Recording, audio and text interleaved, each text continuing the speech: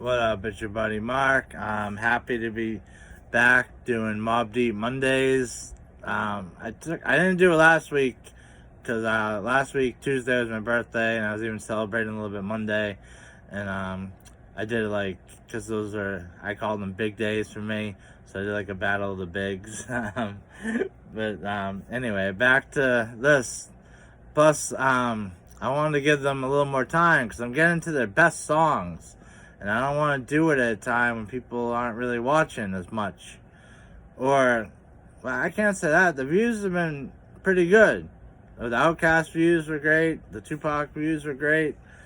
And, Mobb Deep is up there. And anyway, let's just get to the music. This is this is still on the Hell on Earth album. We did their not official first album. They had Juvenile Hill. We didn't do that one. They were only 17 in that album. And Prodigy even admitted in his book that they sounded like amateurs. But in the last album, Infamous, that had Shook One, Survival of the Fittest, Eye for an Eye, had classic songs. And that was when they were only 19. So I think here, they're at least 21, maybe 22. This was like between 95 and 97, can't I tell you? And this was the first CD I ever had. And I actually had this before the Infamous. And I remember this song stood out to me way before it became like the single or the second single of the album. Because I bought it right away because I really liked Mobb Deep from the features I heard from them on, I forget from what. But anyway, so let's get it. Mobb Deep.g.o.d. Part 3, even though I never found Part 1 or 2. It's got I didn't know at the time, it's got the Scarface beat. Alright, let's get to it. Prodigy, R.I.P.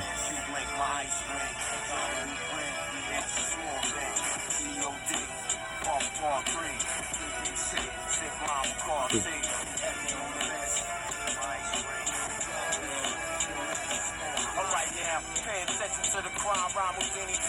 Keeping you in perspective. Mobb, representative. Call me the specialist, professional professor at the swab science. I'm in the laboratory. That's why you small rhyme for me. Store-bought rapping. My category is that helping insane man who strike back. I draw first blood, it's over with in that sack. You wanna square off the street? That cat. You get splashed from back of your head. That's crack. Searching for signs to the end. Well, I am that which bring apocalypse to this game called rap. It's not a game, but quite serious. And yo, in fact, you'll be running for dear life. So far, you might fall off the map. I gotta throw in some pauses, but it's the beat from the end of the Scarface movie. I didn't realize at the time. I thought the beat was just so fucking good.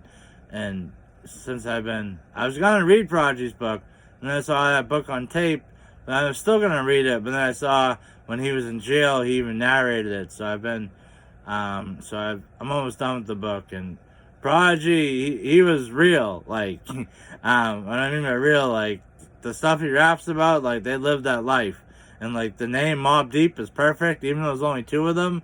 Like, it was never just the two of them. Like, they hung out, they always say Queens, and, like, they lived in this, like, huge apartment building. There was always, like, 10 of them. Like, you never would catch them, like, alone. So they really were, like, a mob. Like, all the boys would go with them, like, listen to the stories.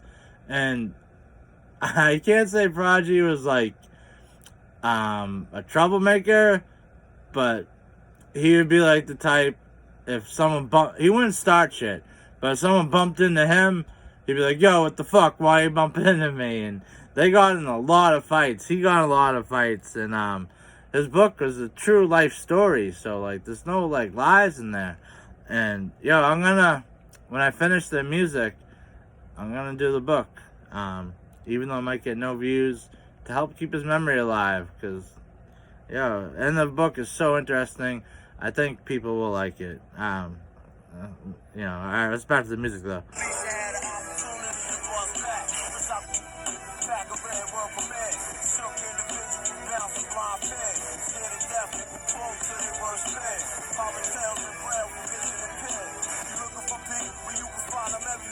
Project near you, I'll be right there. I was brought up and taught to have no fear. Live wire, stay behind me in the rear. Totally hard, step aside, stand. He really does like have no fear. He was born with sickle cell, so he's dealt with pain. He wanted to commit suicide like 12 years old, so he's dealt with crazy pain. So like he was never scared of fighting or even getting stabbed. Like, so he was fearless. He didn't have fear.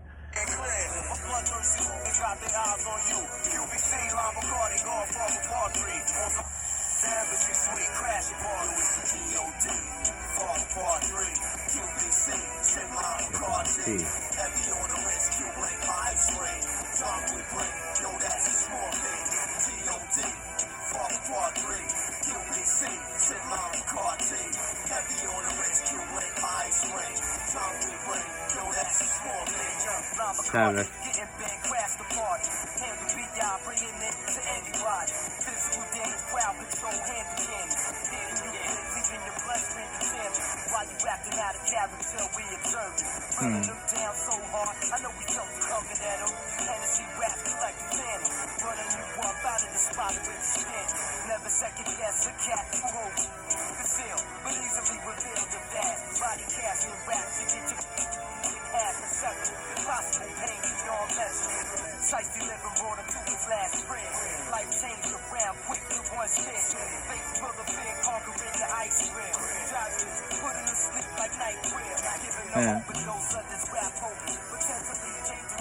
Got that with some pause. I like that. Put him to sleep like NyQuil. Man, this was. I was so young listening to this, and this. I loved this fucking song. This beat's amazing.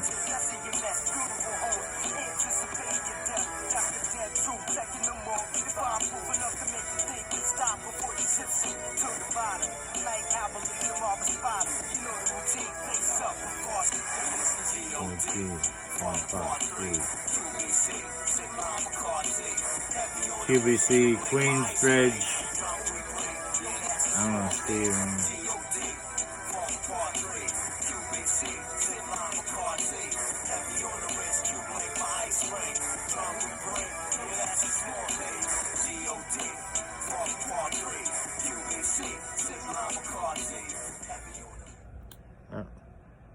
Just kind of ended. That was weird, kind of. But yo, that was such a great fucking song. And there's only about like 2 more songs I'm gonna do with this album. And then we're on to Murder Music. Yo, that's their best album. It sold the most records, but that's not why I'm saying the best. It was my favorite in opinion anyway. They would say it too. It's just, yeah, they really like hit like, you know, they got like better and better. You know, the first album when was 17. Next one they're 19. Put out great songs. This one, not sure how old they were, but then the next one, it's like they grew up a little bit and they were just, oh my god, the next album is so fucking good. So next Monday, I hope things are a little bit back to normal, and I don't know, and I don't want those songs to get like wasted or do them and have no views, or you know what I mean, because they're such classic songs. But this was also a banger. I mean, this was my favorite song when it first came out. But anyway, that's enough talk. I hope y'all liked it. I'm not even ask you to subscribe because I didn't do a good video. I didn't really break down any bars. I got caught up listening to the song. Alright, peace.